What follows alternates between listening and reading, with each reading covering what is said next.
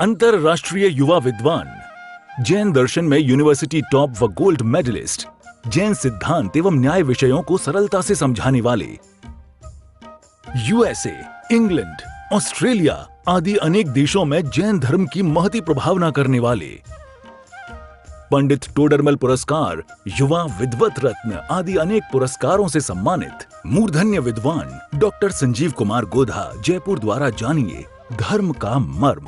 इस कार्यक्रम के प्रायोजक हैं श्री महेंद्र कुमार जी गंगवाल, श्रीमती कुसुम जी गंगवाल, श्रीमान राहुल जी गंगवाल, श्रीमती सुनीता जी गंगवाल, श्रीमान विनीत जी गंगवाल, श्रीमती रीना जी गंगवाल, कुमारी गाथा, धार्मिक, कुमारी नयांशी, कुमारी रेविधा, कुमारी आर्या, कुमारी ऐशुना एवं समस्त गंगवाल परिवार, श्यामनगर, जयपुर, राजस्थान। हरिहंत सिद्ध सूरी उपाध्याय साधु सर्व अर्थ के प्रकाशी मांगलिक रूपकारी है। दिन को स्वरूप जान राग देवाई जो भक्ति काय को नमाई स्तुति को जारी है। धन्य धन्य तीन काज सब आज भये कर जोड़े बार बार वंदना हमारी है। मंगल कल्याण सुख ऐसो हम चाहते हैं। ओ मेरी ऐसी दशा जैसी तुम धारी है। ओ मेरी ऐसी दशा जैसी तुम धारी है। ओ मेरी ऐसी दशा जैसी तुम नारी है। क्षत्र चूड़ामणि नामक यह ग्रंथ जीवंदर कुमार के द्वारा जब काष्टांगार की मृत्यु हुई तो काष्टांगार जो कि दुर्जन था और एक जो सज्जन सुदर्शन यक्ष, इन दोनों का आधार बनाकर यहाँ वस्तु का स्वभाव बदला नहीं जा सकता, व्यक्ति का नेचर बदला नहीं जा सकता और सज्जनता और दुर्जनता उनका स्वभाव किस तरह का होता है इसका ये चित्रण कर रहे थे। इस संदर्भ में एक बहुत मार्मिक बात कल कही कि धन से सज्जनता और दुर्जनता का संबंध नहीं होता। किस व्यक्ति के पास में कितना धन है या कौन कितना निर्धन है, इससे इस बात का अंदाजा नहीं लगाया जा सकता कि ये व्यक्ति सज्जन है या दुर्जन है। एक बहुत सुंदर बात उदाहरण रूप यहाँ कह दी गई कि भाई सज्जन व्यक्तियों का स्वभाव दरिद्री हो जाने पर भी सूखी हुई नदी के समान होता है, जिसे खोदने पर वो जल मिलेगा ही मिलेगा, माने वो जल से भरी हुई है। और दुर्जनों का स्वभाव बहुत संपन्न हो जाने पर भी खारे जल से भरे हुए समुद्र के समान होता है। वास्तव में तो सत जन वे हैं जिन्हें सत्य की खबर है। वे जन सत्य आत्मा का स्वभाव है, सत्य वस्तु का स्वभाव है। सत्य की जिन्हें खबर है ऐसे जन वे सज्जन होते हैं। जिन्हें अपने आत्मा की खबर न हो वे कैसे सज्जन। जिन्हें आत्मा सुहाता न हो वे कैसे सज्जन। जिन्हें सत्य की बात करने वाले सुहाते हो उन्हें भी व्यवहार से सज्जन कहा जाता है। परमार्थ से तो सज्जन वही है जिन्होंने सत्य स्वभावी आत्मा का अवलंबन लिया हो, वो परमार्थ से सज्जन है। निश्चय, परमार्थ माने निश्चय। और व्यवहार से सज्जन कौन है कि सत्य स्वभावी आत्मा का अवलंबन तो नहीं ले पाए लेकिन उसकी चर्चा करने वाले जिन्हें सुहाते हैं, उसकी बात करने वाले जो सुहाते हैं, आत्मा की चर्चा करने वाले, धर्म की चर्चा करने वाले, धर्म आराधना में संलग्न रहने वाले, उनका सानिध्य, उनका समागम उनके साथ में उठना बैठना व्यवहार, ये जिनको सुहाता है वो सज्जन है। तो निश्चय से सज्जनपना, वो सम्यक दृष्टि ज्ञानियों के, मुनिराज सज्जन है, सम्यक दृष्टि सज्जन है। प्रतिमाधारी जो लोग हैं वे सज्जन हैं जिन्होंने अपने स्वभाव का अवलंबन लिया।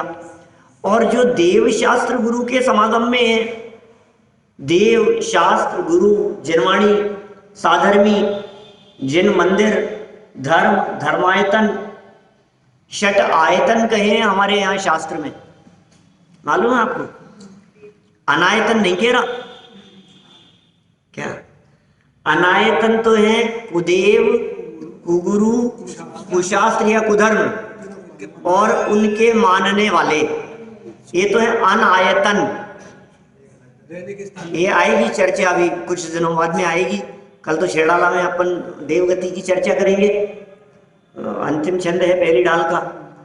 और फिर जो चर्चा आएगी आगे दूसरी ढाल में, तीसरी ढाल में, उनमें बहुत चर्चाएं ऐसी आने वाली है। कुदेव, कुगुरु और कुधर्म, इन तीन से दूर रहना ये अनायतन है। जिनवाणी कह रही है, छेड़ाला कह रही है, ग्रंथ कह रहे हैं, आगम कह रहे हैं। कुदेव से दूर, कुगुरु से दूर, कुधर्म से दूर, तीन बातें हो गई। बोले कुगुरु के समागम में रहने वाले व्यक्तियों से भी दूर। क्या कुदेव दूर रहो? क्या अकेले अकेले आपकी बात तो नहीं है, सबका परिवार है। क्या हमारे भी ताऊ जी हैं, मामा जी हैं, बुआ जी हैं, फूफा जी हैं, सभी लोग तो हैं, उसमें क्या है। लेकिन पता है क्या होगा, अब वो चर्चा उसी समय करेंगे, यद्यपि ये प्रसंग अभी उसकी विस्तार में जाने का नहीं है। लेकिन फिर भी जिनागम ये कह रहा है, शास्त्र ये कह रहे हैं कि कुदेव की उपासना करने वाले लोगों से भी दूर रहो, अदरवाइज आप व्यवहार में मारे जाओगे। आप उस व्यवहार के चक्कर में अपना अहित कर बैठोगे। जब पाप कर्म का उदय आता है तो उसे भोगने में कोई रिश्तेदार सहयोगी नहीं होते। क्या पाप कर्म का उदय अपने आप को ही भोगना पड़ता है। लोक व्यवहार देव शास्त्र गुरु के संबंध में नहीं होता। लोक व्यवहार शादी विवाह आदि कार्यों को लोक व्यवहार कहते हैं। आप विवाह में जाएं, शादियों में जाएं, आयोजनों में जाएं, उनके पार्टी में जाएं, बर्थडे में जाएं, किसी भी आयोजन में जाएं, लेकिन समझ लीजिए वो चोला चढ़ा रहे और आपको बुलाया है, बोले हम इस काम में आपकी अनुमोदना नहीं कर सकते। क्या आप समझ रहे? वो उन्होंने कुछ इस तरह का काम किया है, समझ लो आप, जो दूसरे जो लोग अन्य हाँ सभावाणी करते हैं कि कोई रात जगाते हैं कि क्या चीज, ऐसा कुछ होता है पता नहीं। सैसरगढ़, अच्छा ओ सैसरगढ़ ऐसा, तो कह रहे इस तरह पता नहीं, मालूम नहीं। तो ये जो भी इस तरह के काम होते हो, तो भाई साहब देखो, हम हमारी मान्यता अलग है। और आप देखो यदि प्यार से कहेंगे ना तो कोई बुरा नहीं मानता है, कोई बुरा नहीं मानता। बस आप संक्षेप में बात बतला दो और सामने वाला समझता है। भाई श्रद्धा सबकी अपनी अपनी है, मान्यता सबकी अपनी अपनी है। क्यों बोलो भाई साहब, अरुण जी भाई साहब, आप अपने भाइयों से झगड़ा करते हो क्या? नहीं करते हो ना। माने भले कितने भी नास्तिक क्यों नहीं हो, उसके बावजूद भी झगड़ा नहीं करते हैं ना। तो फिर आस्था सबकी अपनी अपनी है ना। कोई भगवान महावीर स्वामी का भक्त होगा, कोई शांतिनाथ भगवान का भक्त होगा, कोई पद्मावती का भक्त है तो कोई किसी महाराज का भक्त है, कोई 13 पंथ की बात मानता है तो कोई 20 पंथ की बात मानता है, कोई पंचामृत करता है तो कोई नहीं करता है। सबकी अपनी अपनी मान्यता है। इसमें क्या है, रिलेशन अपनी जगह है, मान्यता अपनी जगह। यहाँ तो धर्म का सवाल है ना। विरोध करें तो झगड़ा होता है, विरोध करो तो झगड़ा होता है। हम विरोध किसी से नहीं है, अपनी अपनी मान्यता है, अपना अपना श्रद्धा में। हम सबका धर्म अपना अपना है। आप अपना धर्म निभाते हैं, आप अपना धर्म निभाते हैं। इस बात में झगड़ा होता है कि आप देव शास्त्र गुरु की पूजन ये वाली करते हो और आप ये वाली करते हो। इसमें क्या है, जिसको जो जचे वो करे। कितनी सिंपल सी बात है। नहीं यार तुमने तो ये तो चढ़ाया। अरे भाई तुम्हें चढ़ाना हो तो तुम चढ़ा लो, मेरे पास टाइम नहीं था, मैंने नहीं चढ़ा। इसमें कहाँ झगड़े का सवाल है? हर व्यक्ति की मान्यता अपनी अपनी है। यहाँ कह रहे हैं कुदेव के संदर्भ में वो नहीं, उनकी उपासना करने वाले नहीं, कुगुरु नहीं, कुगुरुओं की उपासना करने वाले नहीं, कुधर्म नहीं, उनकी सेवा करने वाले भी नहीं। क्यों? क्योंकि आप यदि उनके ज्यादा समागम में रहेंगे और अत्यंत निकट रहेंगे तो आपको भी वो ग्रहित मिथ्यात्व का पाप लगे बिना नहीं रहेगा। बिना विरोध के ये तो मैंने कही अनायतन, नहीं, समर्थन में सावधानी बरतनी। हाँ, अनायतन रहने योग्य स्थान नहीं है, लेकिन यहाँ तो आयतन की बात कर रहे थे। मंदिर में कैसे की टिकियां लगी? अपन बात किसकी कर रहे हैं यहाँ? आयतन। प्रकरण क्या चल रहा है? सज्जन, सज्जनता का प्रकरण चल रहा है ना। तो आयतन क्या है? देव के सानिध्य में रहो, देव पूजन करने वाले, जिनेंद्र देव की भक्ति करने वाले, उनकी आराधना करने वाले, उनके साथ में रहो। क्या? घूमने फिरने का प्लान बनाने वालों से थोड़ा दूर रहो। क्या? और तीर्थ यात्रा करने वालों के समागम में दो तरह की मतलब ज्यादा समागम किसका होना चाहिए? माने जो तीर्थ वंदना को प्रेफर देवे, कोई बात नहीं, घूमने भी जावे लेकिन मंदिर भी तो जाए। समझ में आ रही है बात? कोई सन्यासी तो हो नहीं गए, घूमने भी जाएगा आदमी कहीं भी, तो घूमने जाए लेकिन मंदिर छोड़ करके नहीं। मंदिर का विरोध करने वालों से थोड़ा सा बच के रहो, है ना। देव का समागम, देव के की उपासना स्वयं करो, उनका समागम करने वालों के साथ में रहो। गुरुओं का समागम करो, गुरुओं के समागम करने वालों के साथ में रहो। धर्म स्वयं करो और धर्मात्माओं के समागम में रहो। ये है 6 आयतन। क्या? जो इन 6 आयतनों के समागम में रहता है वो सज्जन है। इसलिए बहुत सावधान रहने की जरूरत है। कदम कदम अपना जीवन किस तरह का होना चाहिए। और सुनो, अब बहुत बार परीक्षा के ऐसे प्रसंग आएंगे जिनमें आपका विवेक आपको सही निर्णय पर ले जाएगा। स्व विवेक से निर्णय लेना। मुझे एक छोटी सी कथा याद आ गई। किसी गांव में एक बहुत पुराने पंडित जी थे, पुजारी थे, मंदिर में सेवाएं दिया करते थे, गांव में उनका बहुत नाम था। उनका स्वर्गवास हो गया। अब मंदिर में पूजा वूजा करने वाला ही नहीं बचा। हिंदू मंदिरों की बातें, ऐसा कोई प्रसंग कहीं पढ़ा था, सुना था कहीं, तो अब कोई बचा नहीं। तो अब अपने यहाँ कौन संभालेगा गांव के इस मंदिर को? कोई महंत तो चाहिए ऐसे जो संभालने वाले हों, पुजारी हों जो इस तरह के हों।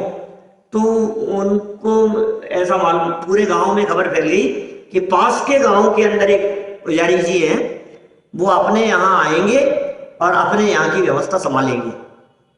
बहुत महिमा थी उनकी, जानते नहीं थे लेकिन कोई भी, लेकिन महिमा बहुत थी उनके बारे में, सुना था, तारीफ बहुत सुनी थी।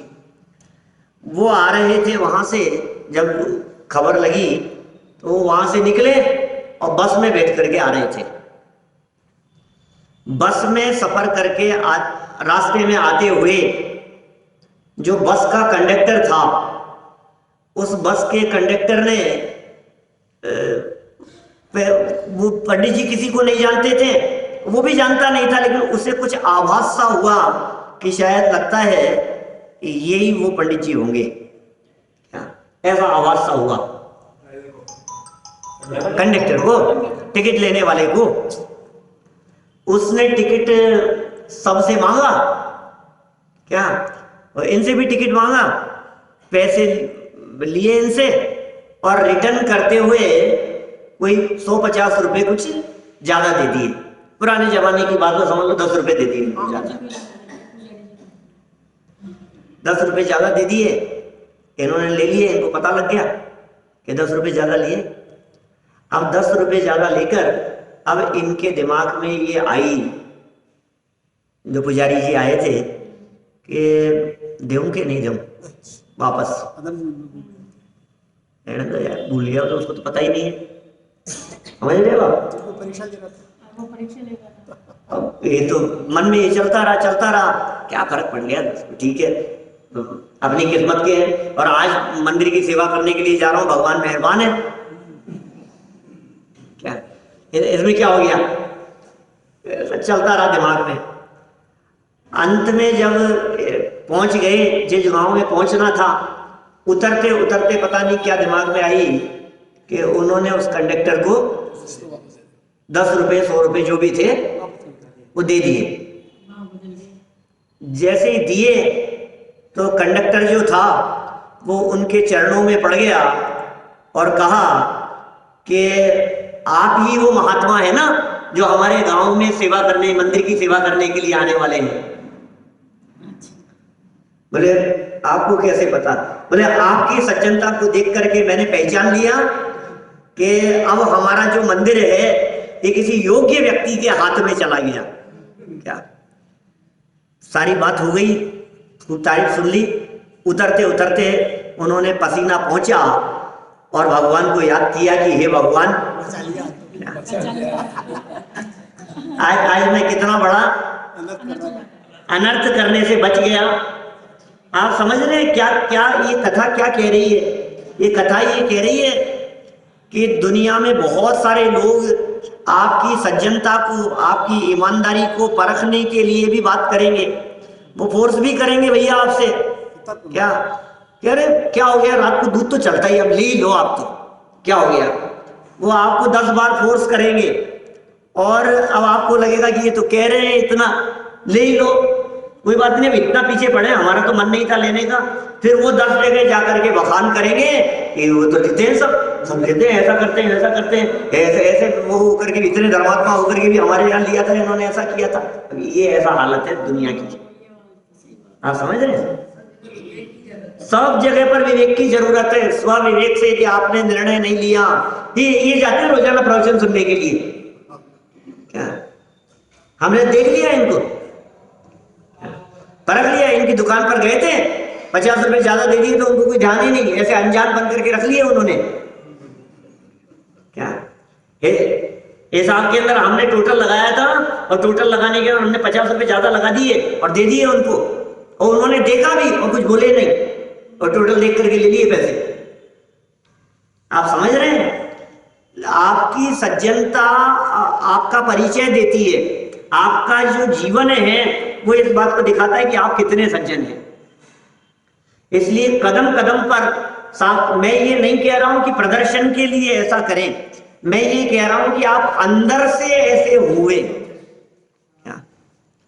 सिर्फ प्रदर्शन मात्र ही हो, प्रदर्शन अकेले की बात नहीं है, लेकिन जीवन यदि अंदर से ऐसा बन जावे तो फिर वो प्रभावना का भी कारण बनता है, और स्वयं का जीवन पवित्र होगा तो उज्जवलता होने के कारण वो ऊर्ध्व गमन का भी कारण बनता है। तो जो सज्जन है वे सज्जन ही रहते हैं, जो दुर्जन होते हैं वे दुर्जन ही होते हैं। कहीं हेरा फेरी नहीं, कहीं बेईमानी नहीं, सर्वत्र ईमानदारी ईमानदारी ईमानदारी, न्याय, नैतिकता, सदाचार, इन बातों का पालन करने वाले व्यक्ति वास्तव में विरले ही होंगे दुनिया में। इसलिए कभी किसी और की तरफ नहीं देखना। टोडरमल जी ने लिखा मोक्ष मार्ग प्रकाशक में ऐसा, ये जो प्रकरण है 7वां अध्याय, ये जहां समाप्त किया उन्होंने, समाप्त करते हुए वे ऐसा कहते हैं कि औरों के दोष देख देख कर कशाई नहीं होना, यदि इनमें से कोई दोष अपने में हो तो निकाल लेना। माने जो बातें बतलाई जाती हैं ये बातें दूसरे के दोष देखने के लिए नहीं है, यदि अपने में किसी प्रकार की कोई कमी दिखाई देती हो तो उसमें सुधार के लिए है। तो सज्जन व्यक्तियों का स्वभाव सूखी हुई नदी के प्रसंग में भी जल देने का ही बतलाया, और दुर्जन व्यक्ति का स्वभाव अपार संपदा सहित के रूप में वो खारे जल से भरे हुए उस समुद्र के समान कहा जो किसी काम का नहीं है। माने परोपकार की भावना जिसके हृदय में है वो नदी है, वो सज्जन है। और परोपकार की भावना जहां नष्ट होती हुई दिखाई दे रही है तो समझ लेना हमारी सज्जनता दुर्जनता में बदलती हुई दिखाई दे रही है। हमें संभालना चाहिए, जितना परोपकार हो सके उतना परोपकार करो। आपसे बन पड़े उतना औरों का सहयोग करो, हेल्प करो, जितना बन पड़े उतना करने का प्रयास करो, नहीं तो नहीं है। फिर देखो इतना भी है कि सामने वाले के पुण्य पाप कर्म का उदय भी तो काम करेगा। आप क्या करोगे?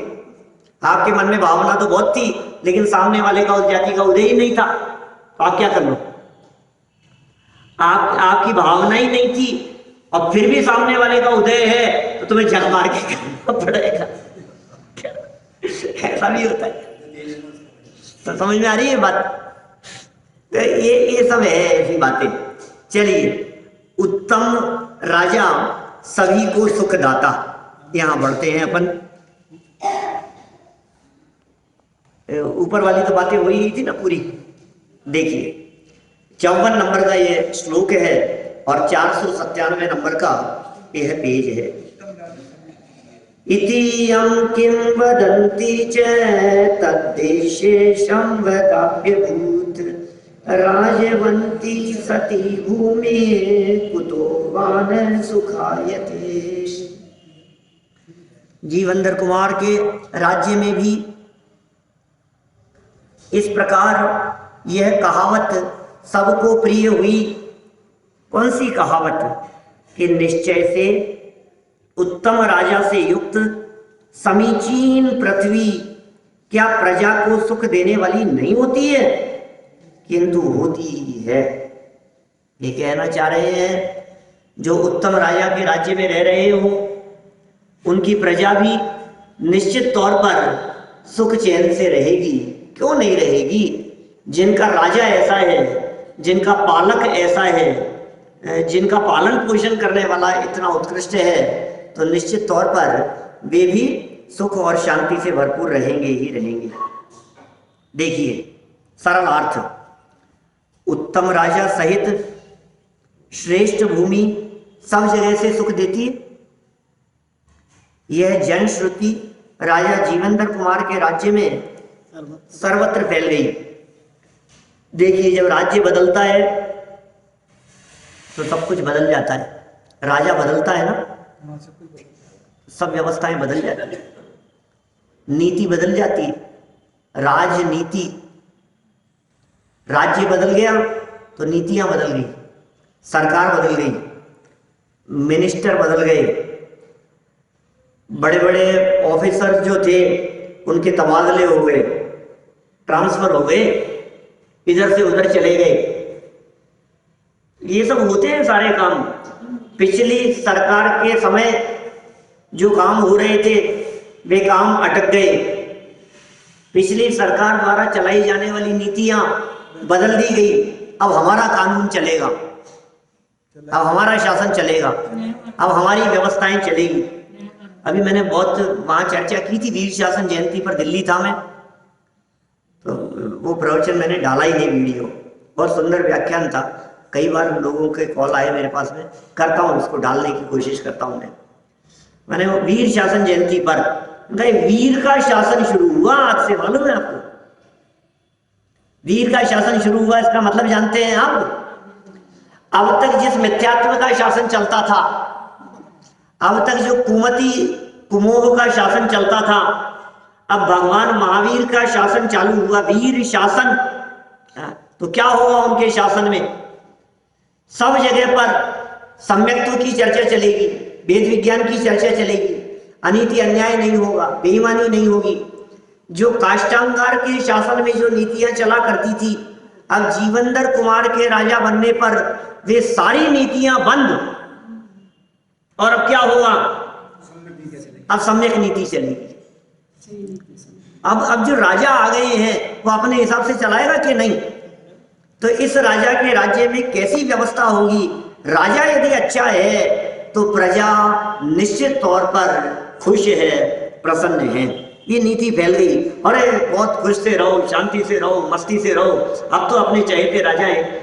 अयोध्या में रामचंद्र जी के राजा बनाने की घोषणा से पूरे अयोध्या में खुशी का वातावरण था।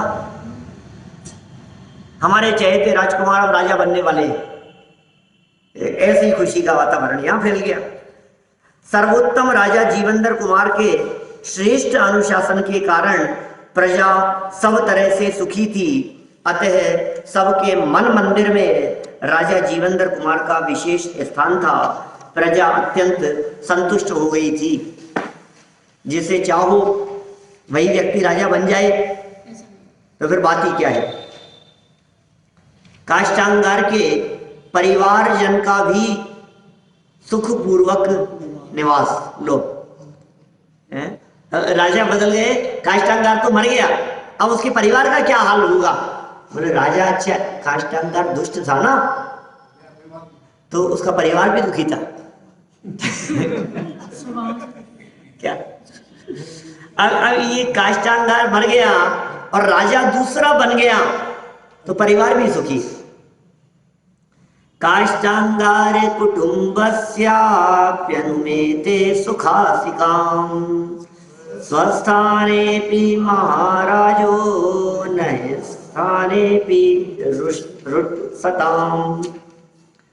महाराजा जीवेंद्र ने काष्टांगार के कुटुंब को भी अपने ही स्थान में सुखपूर्वक रहने की अनुमति दे दी। बोलो, मैंने उन्होंने कह दिया जीवेंद्र कुमार ने कि कोई बात नहीं, वो मर गए, तुम्हारा क्या कसूर है, तुम सुखपूर्वक रहो, अपने स्थान पर रहो, जहाँ रहते थे वहीं रहो। किसी अच्छे स्थान में रहते होंगे, कोई अच्छा बंगला बना रखा होगा उन्होंने, जहाँ रहते होंगे काष्टांगार के साथ में। अब राज्य बदल गया तो क्या होता है कि राजघराने के लोग भी दूसरी जगह चले जाते हैं, मुख्यमंत्री निवास बदल जाता है ना, क्या मंत्रियों के, मिनिस्टरों के सबके आवास बदल जाते हैं। खाली करो, अब दूसरे आएंगे यहाँ। तो उसने खाली नहीं करवाया और उसने उनको भी सुख शांति पूर्वक रहने दिया। निश्चय से सज्जन पुरुषों का क्रोध अयोग्य स्थान में नहीं होता। इसका मतलब ये कह रहे हैं सज्जन क्रोध नहीं करते, ऐसा नहीं है। माने क्रोध नहीं करते हो तो काष्टांगार को कैसे मारा, बिना क्रोध के थोड़ी ना। लेकिन अस्थान में नहीं होता, गलत जगह पर नहीं। आपने काष्टांगार ने बुरा किया, उसके ऊपर क्रोध किया, यहां तक तो ठीक है। अब काष्टांगार के परिवार का क्या कसूर है, माने परिवार के ऊपर क्यों आपत्ति आवे। इसलिए सज्जनों के संदर्भ में जो नीति कही गई है, सज्जन व्यक्ति गलत बात का विरोध करते हैं, उस बात को कहने वाले व्यक्ति का नहीं। विरोध बात का हो, व्यक्ति का नहीं। समझ में आ रही है? पाप बुरा है, व्यक्ति बुरा नहीं है। आप समझ रहे हैं? इसलिए जगत में ऐसे जो प्रसिद्ध कथन चलते हैं, बहुत गहराई से चिंतन मंथन करने की जरूरत है इन सब बातों की। घृणा पाप से करो, पापी से नहीं। ये वाक्य पढ़ा सुना है बहुत बार। घृणा पाप से करो, पापी से नहीं। तो किसी व्यक्ति के द्वारा कही गई कोई बात पसंद नहीं आई हो तो उस बात का विरोध करो, व्यक्ति का नहीं। समझ में आ रही है बात? हाँ, हम क्या करने लगते हैं, हम बात का विरोध नहीं, हम व्यक्ति का विरोध करते हैं, तो फिर प्रॉब्लम खड़ी होती है। इनने क्या किया, आप ये निर्णय करो क्या कि अब सब बात का विरोध करेंगे तो व्यक्ति का विरोध नहीं होगा क्या? बात के विरोध में व्यक्ति का विरोध तो शामिल हो जाएगा कि नहीं? वो व्यक्ति का विरोध तब कहलाएगा जब आप सर्वथा उसका विरोध करो, क्या तब तो व्यक्ति का विरोध हो गया। और बात का विरोध हुआ तो वो तात्कालिक विरोध है, वो बात खत्म हो जाने के बाद में विरोध कायम नहीं है। आप समझ रहे हैं? बात खत्म हो जाने के बाद विरोध कायम है, इसका मतलब बात का विरोध नहीं, व्यक्ति का विरोध हो रहा है। और बात के साथ साथ में विरोध खत्म हो गया, बात खत्म हो गई, ये इस बात का विरोध था। अब दूसरे प्रसंग में कहां विरोध होगा, उसमें विरोध नहीं है। आप जो काम कर रहे हो उस काम में विरोध नहीं है, लेकिन आपने जो ये काम किया इसका विरोध है, तो बात खत्म हो गई। अब उसका विरोध खत्म हो गया, अब बाकी नॉर्मल है। अभी 4 लोग हैं एक ही परिवार के, एक व्यक्ति से दुश्मनी है, तो एक व्यक्ति से दुश्मनी होने पर 3 व्यक्तियों के साथ में दुश्मनी न बांधे, ये जीवेंद्र कुमार के जीवन से दिखाई दे रही है, हमारे को प्रेरणा दिखाई दे रही है। काष्टांगार से दुश्मनी थी, उसकी पत्नी का क्या कसूर है? उनके बच्चों का क्या कसूर है? उनका क्या अपराध है बताओ मेरे को। अब यदि वो दुर्जन होता तो कहता नहीं नहीं ये पत्नी बच्चे तो उन्हीं के हैं ना, इनको भी निकाल दो, तो ये दुर्जन वाली बात हो जाती। लेकिन सज्जनों के संदर्भ में कह रहे हैं अस्थान में क्रोध नहीं करते, गलत स्थान पर क्रोध नहीं करते। बच्चे ने कुछ गलत काम किया, बोलो अब आप क्या करोगे? जो गलत काम किया है ना सिर्फ उसका विरोध करो, बच्चे का विरोध नहीं। ये नहीं कि आप उससे बात करना बंद कर दो, उसको फटका तू तो है ही ऐसा। अरे भाई उसकी जो गलती थी उस गलती पर चोट मारोगे तो सुधरेगा, व्यक्ति पे चोट मारोगे तो गड़बड़ हो जाएगी। पॉइंट समझ रहे हैं? चोट डॉक्टर क्या करता है? ऐसी दवाई देता है जो दवाई जाती तो मुंह से है, क्या मुंह से ली जाती है, पेट में जाती है और अटैक सर पे करती है। सर दर्द हो रहा हो तो माने वो जो दवाई है उस दवाई ने काम क्या किया। अब यदि वो अटैक गलत जगह पर करे तो क्या होगा? गलत जगह पर अटैक करे तो आपने सर दर्द की गोली खाई और किडनी खराब हो गई, तो बोले यार ये एक तो अच्छा डॉक्टर नहीं है, ये सही ढंग से इलाज करना नहीं जानता है, और इसने एक चीज को सुधारने के चक्कर में 4 चीज बिगाड़ दी, सब गड़बड़ हो गया। तो जहां गलती हो सुधार वहीं किया जाना चाहिए। और इस संदर्भ में जीवनधर कुमार का ये निर्णय और अस्थान पर क्रोध न करने योग्य ये जो नीतिकारों की बात कही गई, ये बहुत ही सुंदर सीख हमें हमारे जीवन के संदर्भ में दी गई है। कितना पालन कर पाते हैं यह भवितव्यता अनुसार निर्भर करता है, लेकिन भावना तो ऐसी हो कि हम इस बात का उत्कृष्ट रीति से पालन कर सकें। निश्चय से सज्जन पुरुषों का क्रोध अयोग्य स्थान में नहीं होता, अयोग्य स्थान में क्रोध नहीं होता। राजा जीवनधर कुमार ने काष्टांगार के कुटुंबी जनों को अपने स्थान पर सुखपूर्वक निवास करने के लिए सानंद स्वीकृति प्रदान की, क्योंकि महापुरुषों का क्रोध निरपराधी जीवों पर कभी नहीं होता। ये महापुरुषों का काम है, निरपराधी जीवों पर नहीं होता। बोलो बच्चे ने किसी की हत्या की हो और मजिस्ट्रेट ने सजा सुनाई हो और पिता जाकर के पैरों में पड़ जाए, ये छोटा बच्चा है जिंदगी खराब हो जाएगी, इसकी जगह मुझे सजा दे दो, तो क्या होगा? बच्चे की जगह पिता को सजा मिल जाएगी? ट्रांसफर ही तो करना है, क्या फर्क पड़ गया? बच्चा तो हमारा ही है, गलती तो हमारी भी है, हमने संस्कार नहीं दिए। बोलो मजिस्ट्रेट कहेगा नहीं भाई साहब ये नहीं चलेगा, अयोग्य स्थान पर नहीं चलेगी ये बात। जिसकी गलती है सजा तो उसी को भुगतनी पड़ेगी। तो साहब इसको आप फांसी पर चढ़ा दोगे, इसको जेल में डाल दोगे, तो सजा तो हमें भी मिलेगी ना।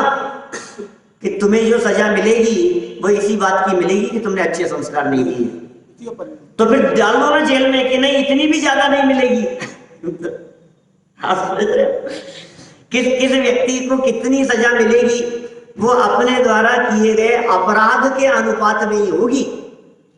आपने जितना अपराध किया है उस अनुपात में ही आपको सजा मिलेगी, उससे कम ज्यादा नहीं। देखिए विशेषार्थ, राजा जीवनधर कुमार को तो काष्टांगार से अपना राज्य प्राप्त करना था। इस प्रयोजन के लिए शत्रु तो मात्र काष्टांगार था, उसके कुटुंबी जन तो सामान्य प्रजा है, कुटुंबी जन तो सामान्य प्रजा है। उसकी सुरक्षा और उत्तम व्यवस्था माने प्रजा की सुरक्षा, काष्टांगार का परिवार प्रजा है, उनकी व्यवस्था और सुरक्षा ये राजा जीवनधर कुमार का ही काम था।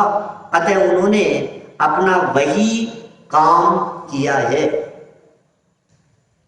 वास्तव में ये तो महापुरुषों का जीवन है जो कदम कदम पर हमारे को सिखा रहा है, प्रेरणा दे रहा है कि जीवन कैसा होना चाहिए, जीवन कैसे जिया जाए, जिए तो जिए कैसे, क्या तो जीना जिए तो जिएंगे ही आप।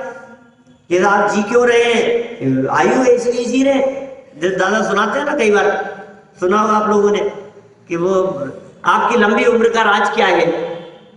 अब इतने इतने लंबे उम्र तक आप स्वस्थ दिखाई दे रहे हैं, आपकी लंबी उम्र का राज क्या है? सुना ना सब आपने? तो दादा जवाब देते हैं कि मेरी लंबी उम्र का राज ये है कि मैं अब तक मरा नहीं। और क्या राज है? आयु पूरी नहीं हुई इसलिए लंबा जीवन है। और क्या जवाब हो सकता है? आयु पूरी हो जाती तो क्या कर लेता कोई व्यक्ति? इस कार्यक्रम के प्रायोजक हैं श्री महेंद्र कुमार जी गंगवाल, श्रीमती कुसुम जी गंगवाल, श्रीमान राहुल जी गंगवाल, श्रीमती सुनीता जी गंगवाल, श्रीमान विनीत जी गंगवाल, श्रीमती रीना जी गंगवाल, कुमारी गाथा, धार्मिक, कुमारी नयांशी, कुमारी रेविधा, कुमारी आर्या, कुमारी ऐशुना एवं समस्त गंगवाल परिवार, श्यामनगर, जयपुर, राजस्थान।